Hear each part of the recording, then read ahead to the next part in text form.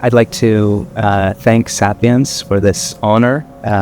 It's been one of the great rewards of seeing this book make its way through the world has been the embrace that it has received among Catalan speakers in particular.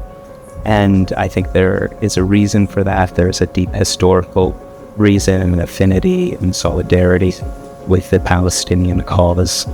And at this time in particular, when everybody is talking about peace, and even the Chancellor of Germany the other day speaking of restoring peace in Gaza, I think it's very important for us to remember that peace has not been achieved. We are very, very far from peace. Israel today is occupying 53% of Gaza. We don't have any indication that it's going to leave that 53%. It's going to continue to conduct raids and bombardments in all likelihood, even in the remaining 47%.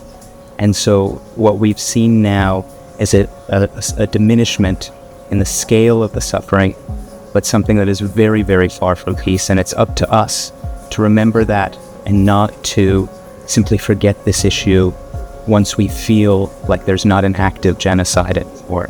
There is still a system of apartheid in place, there is still an occupation in place, and there is still daily killing and imprisonment, holding people without trial or charge. These things aren't going away, and we need to keep up the pressure in order to try and bring about some kind of a change to this unjustifiable situation.